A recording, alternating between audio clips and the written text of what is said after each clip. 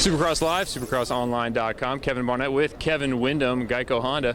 Kevin, you know, everybody says mud equals Windham. What is it about the mud and you that makes you so much better?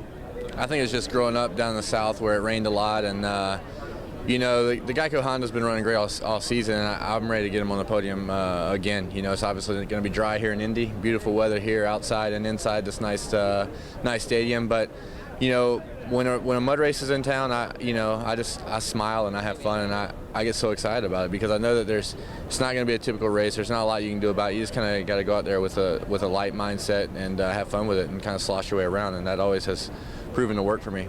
Jim and I were talking earlier about the fact that it might be mental, it might be physical. What is it? Is it just a mental approach for that you're comfortable? Like you said, you get to see that all the time, having grown up down here? I think that it's both.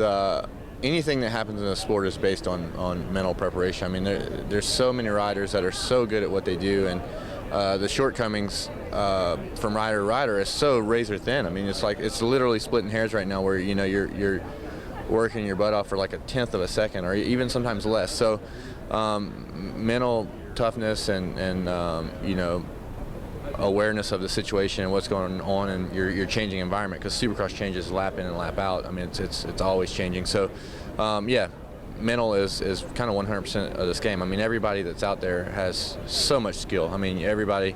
If you qualify for a race, a Supercross race, you know you're a great rider on every level. So that's a huge part of the game. You know, just tweaking that bike for fine-tuned setups, and then obviously mental preparedness and toughness. Talking about the mental side of things, you're hanging out in what is a happy rig right now with Bogle, Barsha. You're riding well. Everybody's having a good time. How much do you talk to those young guys at all about managing the race day, the mental side of preparation?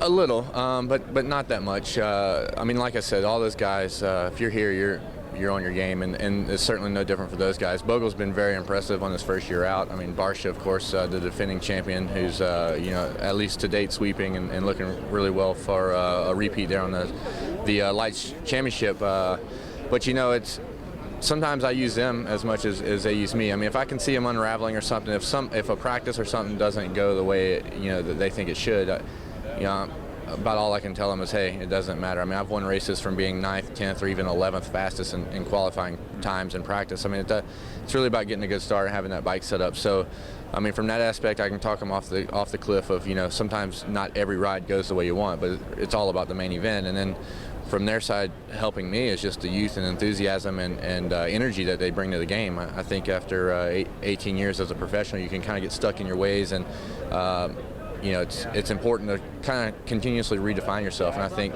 by the young guys coming on, the lights riders on the Geico Honda team, they help me in that aspect as well.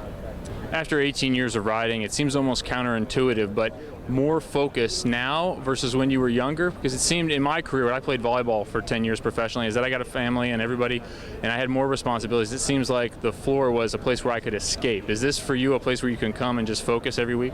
This is for sure my escape. I mean, with the 4 children who are amazing kids, but obviously have our hands full, my wife and I, and then opening the Plant Fitness Health Clubs. I mean, all the things that we're doing to try to gear ourselves for post-racing that has started now, and now, you know, I don't want to leave. And I come to the races, and it's a lot of fun, and it doesn't, at 34 years old, it's kind of funny, it doesn't take the energy that it used to take. It's almost like muscle memory. I can't run as good as I used to run, or cycle as good as I used to cycle, but, you know, I throw a leg over that bike, and it's like, oh, okay, I remember this. This is what it's all about. So I'm happy with where I'm at right now, and, you know, I want to stick around as long as I can, but with that said, you have to kind of remain competitive, and, you know, it was a tough season in Supercross. Unfortunately, there's some guys injured right now, but hopefully we can get the Geico Honda on the podium a few more times this year, and just stay competitive, because that's the name of the game here, and it's really focused. This sport is focused on the front of the pack, so hopefully we can stay there. Do you have a favorite memory of Indianapolis? I've had great success here in Indy.